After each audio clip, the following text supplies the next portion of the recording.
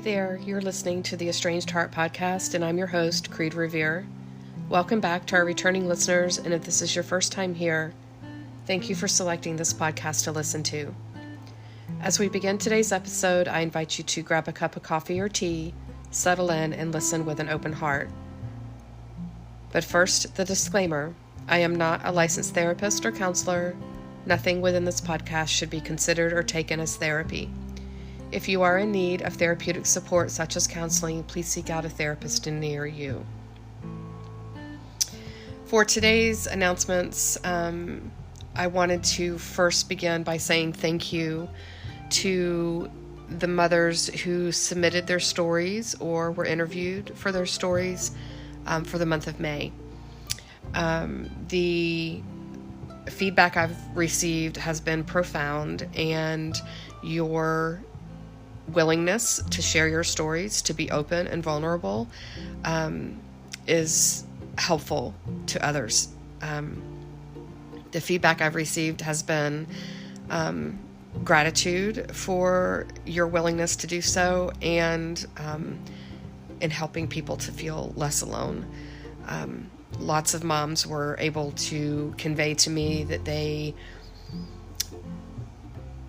found themselves in your stories, and so that helped them to know that they're not alone in what they're currently experiencing with their estrangement, and that it's a soothing balm in a way for the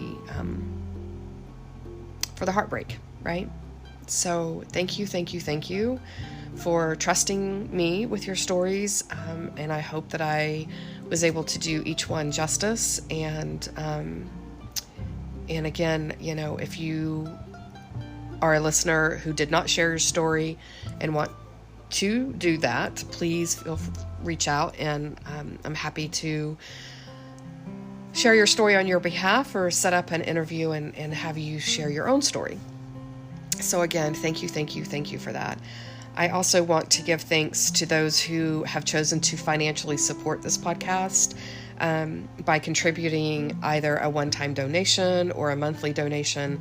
It helps to grow this podcast, and by default, the support available for those experiencing estrangement. You are so very appreciated. Thank you. For those, on occasion I'm asked, I received some variation of, oh my gosh, I thought about starting a podcast myself. So if that's your thing, and then I highly encourage you, whether it's related to estrangement or not. As I say about my support group, not one support group, not one podcast can be all things to all people. So many different voices are needed. And if this is a dream of yours, if this is something you've considered and you just didn't know what to do, or thought that the tech support or tech piece of it is really complicated, things like that, then I have something I'd like to share with you. And that is a mentor of mine, a friend of mine, has actually two of them have created a podcasting course, and it's a podcasting course for new podcasters by experienced and seasoned podcasters.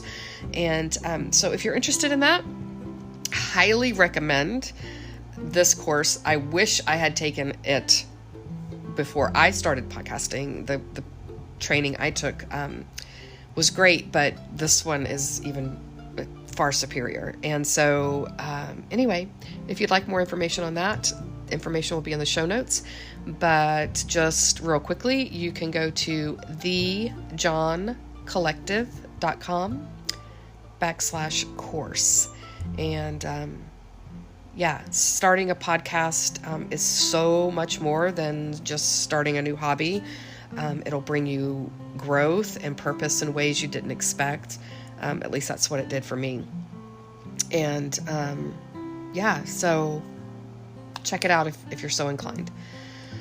Okay, on to today's episode. Let's start with our quotes. The first one is, Many have not made life about them. It's always been about someone else. So they have never built a relationship with themselves. They only know themselves through a relationship. And if those relationships were unhealthy, their relationship with themselves is unhealthy. And that is by John Kim, also known as the Angry Therapist on Instagram and TikTok and Facebook, I believe. The second quote is, apologizing doesn't always mean you're wrong and the other person is right. It means you value your relationship more than your ego. And that is by Anonymous. So today's episode is titled Gatekeepers, and I struggled with that title because I don't like that term. However, I know that that is the term that is used in the world of estrangement when it comes to those estranged adult children who,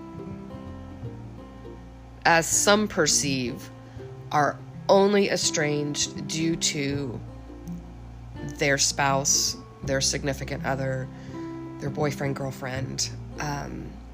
And so it's a common term that is used to describe a daughter-in-law or son-in-law who, again, from one perspective, are keeping the estranged adult child from their family or their parents or siblings, so on and so forth. So again, it's a term I don't like, but I know that it's a term that many recognize, and so that's why I used it in the title today. My take on the quote-unquote gatekeepers is very different than I feel like most think about, feel, etc. when it comes to the daughter-in-laws and son-in-laws or significant others of our adult children who are estranged. And because of that, I'm sure there is going to be some pushback on what I have to say today. However, I would encourage you, as I always do, and that is to put on your spectacles of curiosity and look through things from that perspective. Just get curious about something maybe looking, feeling, being different than what we have always assumed it to be.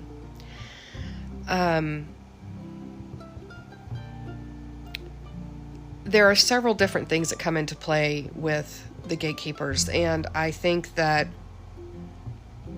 as with, I talk often on this podcast about the fact that not everyone is going to end up having reconciled, that's not always possible, as much as we would hope that it would be and want it to be. It's a reality that not everyone is going to be reconciled.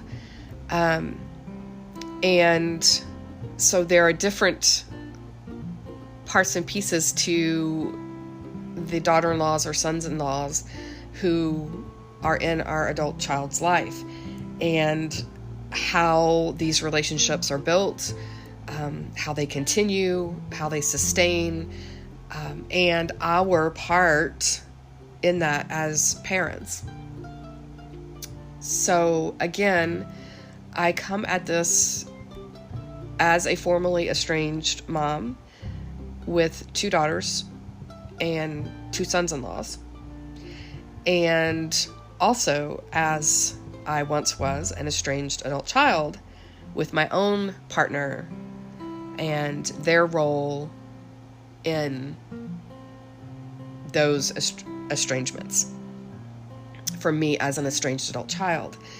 So again, I ask you to just listen to this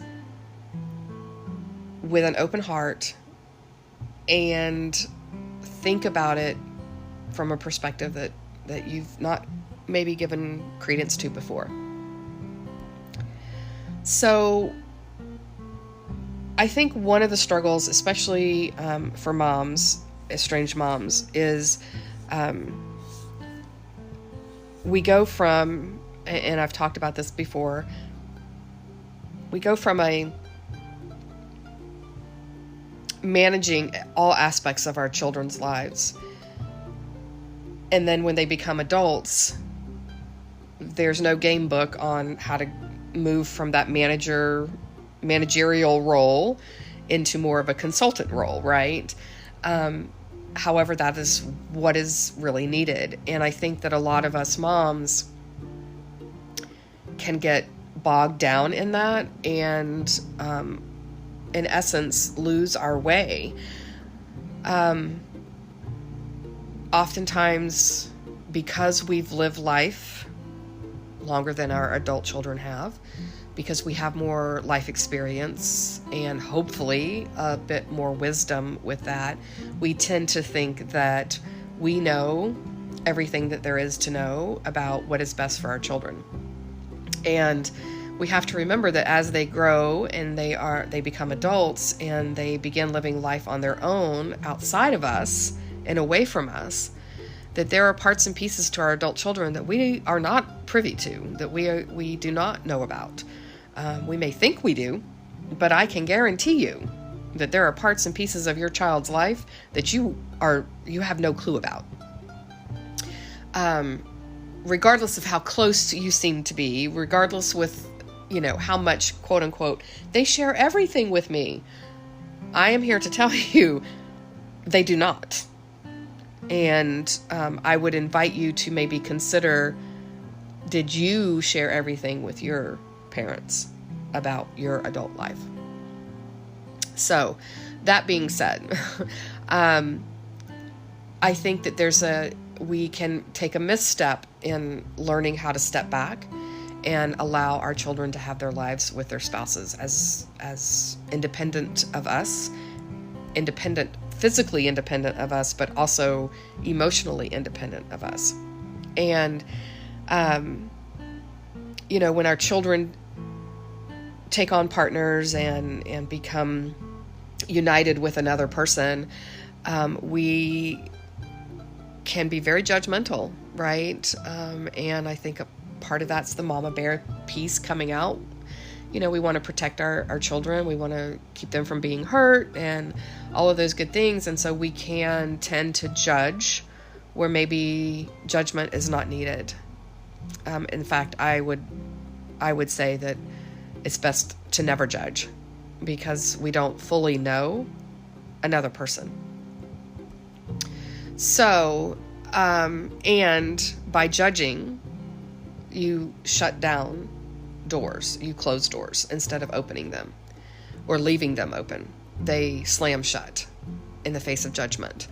And I think that this is in part where some of the struggles lie with quote unquote gatekeepers and their in-laws, so their mother-in-law or father-in-law. And our children are left in the middle. So, and if you kind of look at it from the perspective of if you've been divorced and you have, you've remarried and now you have children, you're kind of in the middleman in between your children and your new spouse.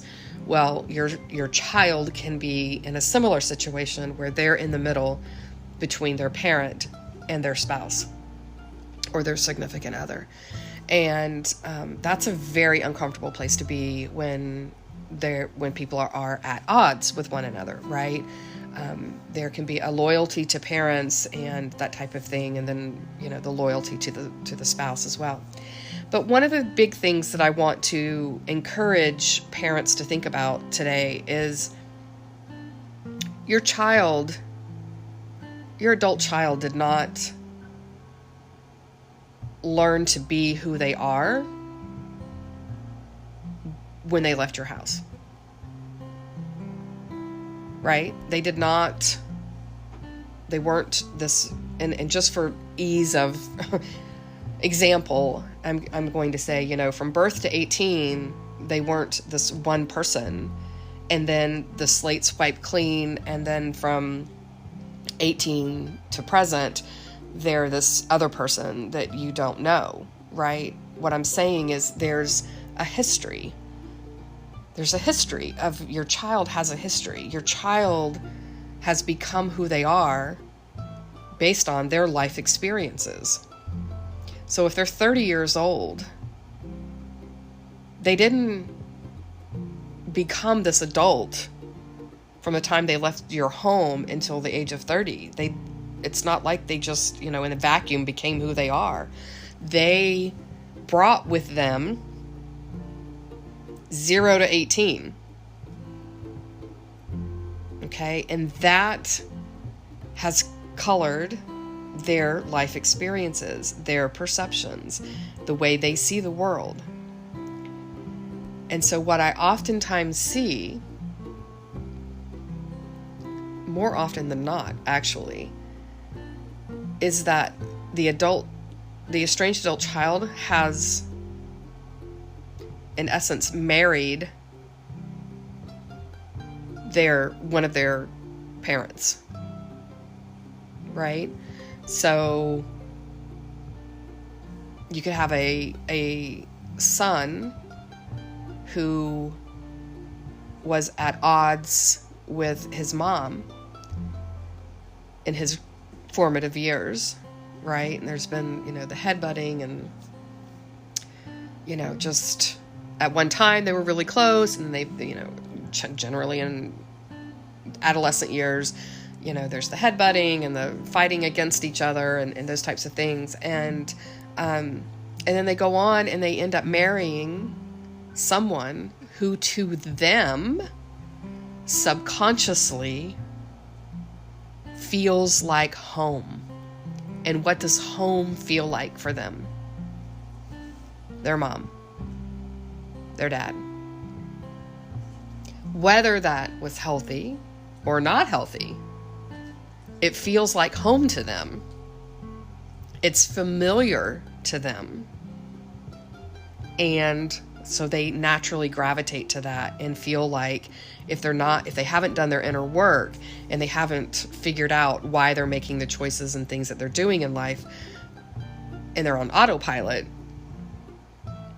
that feels comfortable to them. That feels normal to them. That feels like, oh, I recognize this. Their subconscious is saying, oh, I recognize this person because they seem really, really familiar and they remind me of so-and-so, of my mom or my dad.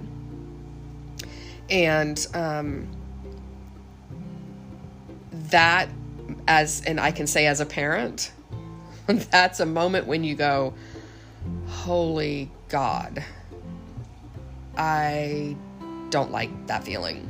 I don't like the feeling knowing that this significant person in my child's life reminds me of me, or reminds me of how I used to be as a parent when they were young. But again, just food for thought. Your child did not grow up and just, shut off the switch at 18 and all of those life experiences just kind of stayed behind, and then they just started this new life in a vacuum over here as an adult forward. That's not how it works. Okay, so they bring all that stuff with them. So my question to you is, where in their childhood did they say, let's just say, allow others to speak for them, right? I hear that often. Well, he can't say anything because my daughter-in-law is, she's the one running the show. And so my son doesn't have a voice, and he doesn't, and so my first question is, when did he learn that he didn't have a voice? And oftentimes that's met with silence, because the estranged parent is thinking, and then they say, wow, I guess they really learned that when they were a kid, because either I didn't give them a voice, or their father didn't give them a voice, or those kinds of things. When did they learn to succumb to demands, right? If their wife is saying, you can't have any contact with your mom or your dad, when in their life did they learn to say, okay, and give in without a healthy dialogue, without learning conflict resolution on, being able to tell their spouse, look, my parents are really important in my life, and so let's figure out a way to make this work. Did they learn how to do that at home? Most oftentimes the answer is no. So when in their childhood did they feel disempowered to stand up for what they wanted?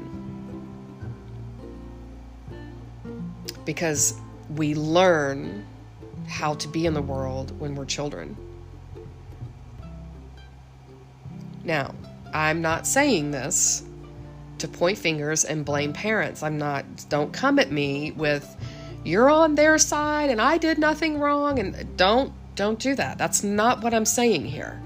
Again, I'm asking you to look at it through the lens of curiosity. Where might my child have learned loyalty over anything else? Where did my child learn that they could not stand up and speak their mind? Where did my child learn that it was okay to allow others to speak for them?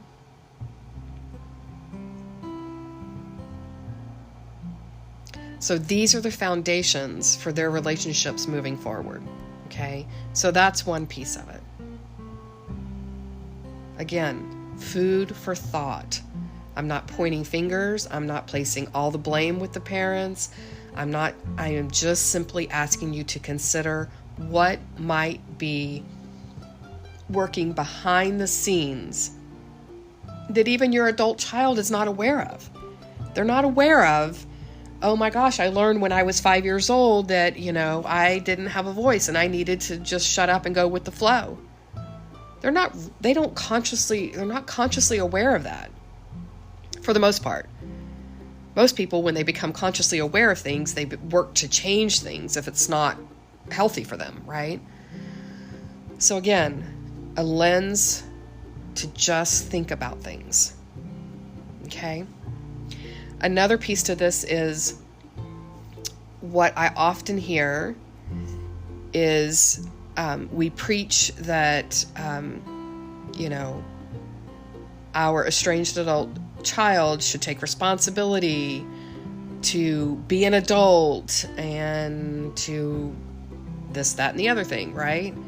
But yet we give them a pass when we, as the estranged parent, perceive it to be all the gatekeeper's fault. So I hear that too. And I hear oftentimes this is more with sons and daughter-in-laws than it is with daughters and sons-in-laws, although it can be both. But, what I oftentimes hear is, it's all, his wife's fault. She won't let him do this and she won't let him do that. And I'm thinking, where's his responsibility in this? Doesn't he have a responsibility? We're really quick to shout, these kids need to stand up and take responsibility for their part in this estrangement. And these kids well, what about in this case? Does he or she, your son or daughter, not have a responsibility in this piece of things? Why is it all of a sudden just one single person's problem and it's not your kid's problem, it's their spouse's problem? Again, just food for thought. Why is that? Why do we give them a pass and blame everything on the in-law? Right? When we think about the term gatekeeper, the first thing that comes to mind for me is back in the day, giving my age away, when there used to be this thing called secretaries, right?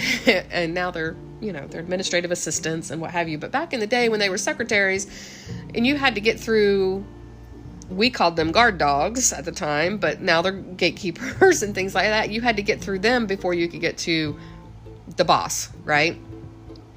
And oftentimes that secretary was the one who would say, oh, Mr. or Mrs. So-and-so's, in a meeting right now, when the whole time they're sitting in their office and just don't want to talk to you, right?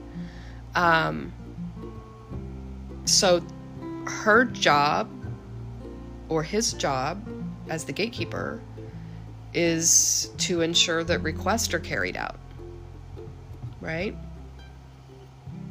So I don't know, maybe there's a time when your adult child says, I just don't want to talk to her. And the in-law, the daughter-in-law or son-in-law says, well, I'll respond to that text. Do you want me to? And the kid goes, yeah, I don't have it in me right now to talk to them. So it might not be that the daughter-in-law or son-in-law is just always taking over and controlling things. Again, food for thought. You don't know because you are not there 100% of the time to know what is happening behind the scenes. And if someone, that's something I have seen that has played out with parents, right? Parents will tell, others in their kids' lives as their kids are growing up, oh, little Johnny's sick. He doesn't feel like, he's not able to come to school today, or he's not able to go to that sleepover, when in fact he's really fine. But he hasn't been taught how to make those calls for himself and be able to speak that for himself. So he relies upon others to do it, or she relies upon others to do it. So again, food for thought. And also the secretary, i.e. gatekeeper, they tend to understand their boss in ways that others are unaware, right? Again, kind of that they get the behind the scenes, really know somebody and knows what makes them tick and those kinds of things, and can either use that for good or bad. They can use it for manipulation, or they can use it for protection and all sorts of things like that. So there's that piece to kind of be thinking about as well. So, and again, I know that there are cases where there is, if there is abuse, domestic abuse going on, and someone is being, verbally abused, physically abused, what have you, then those cases are not what I'm talking about today. Okay? But I want you to stop and consider where along your adult child's life did they learn how to allow, or learn that allowing a certain behavior from another person, i.e. their spouse, brings more peace into their life than chaos. Because I oftentimes see that. Is that they're like, I'm not able to tolerate the chaos. And and by chaos, meaning discord, meaning conflict, right? And so they have someone else take care of it for them, instead of standing in their own power and doing the adult thing. Because many of us have not been taught how to be an adult in a healthy way. And there's a difference. There are lots of adults walking around on this planet. And there are lots of adults who are doing that in very unhealthy ways. And there are very few that are doing it in healthy ways. So, again, right, I hear a lot of times, what if my daughter-in-law has a mental illness, she's just controlling the narrative, we were all super close before their partner came into their life, and then all of a sudden, now he's super close with her and her family, kind of thing. Well, where did they learn that loyalty, right? That maybe they can only be loyal to one person. Where did they learn that from? Because I know I taught that to my kids. And then they had significant others, and they're now loyal to those significant others, right? And I think I don't think that, for me personally, I don't think loyalty is a healthy thing in general. I think that we can be respectful and loving of people, but I think loyalty can get us off into the weeds really quick and in a really unhealthy ways. But that's my personal opinion. Other people value loyalty over everything. And if your child has gone off and married, or has a significant other in their life, and they're having children and they've created their own family, well, that family, to them, they now have loyalty to that family. Right? So how important is loyalty? All right, we got to be careful what we're teaching our children, even as adults, right? Because it's just, when we can teach love and respect and boundaries and inclusion, then that generally doesn't leave anyone out. Anyone. But somewhere along the way, we are generally teaching loyalty to the exclusion of others. And then sometimes we find ourselves being that other that has been excluded. So I encourage, and maybe I need to do a part 2 to this particular episode, because I think that there are ways that parents can help their child and their child's partner to feel less judged, less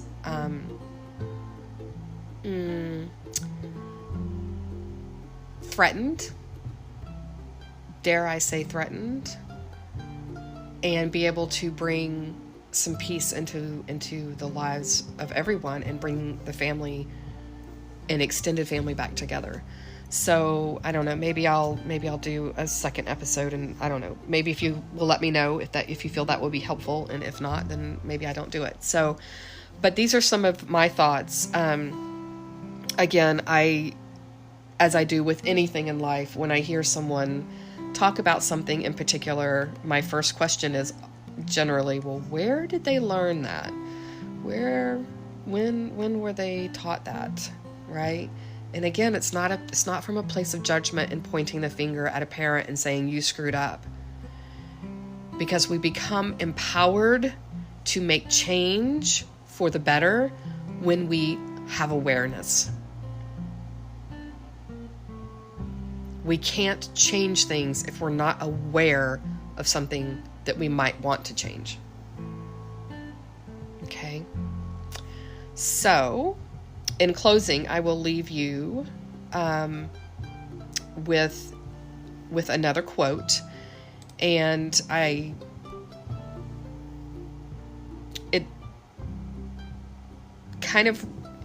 it's about reconciliation, but I felt that it could apply here as well, right? And this quote is, reconciliation is generally the end goal, yet it is a side effect of having explored and healed the self in such a way as to transform the foundation of the relationship. And that quote is one of mine.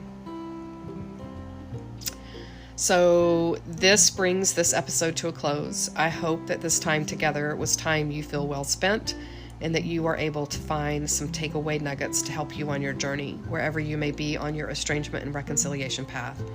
If you feel you've received something helpful or positive from this podcast, please consider following us, sharing this podcast with others, leaving a positive review, or becoming a financial supporter through Anchor.fm or Patreon. You can also follow us on social media, on Instagram, Facebook, and TikTok under the same name, The Estranged Heart.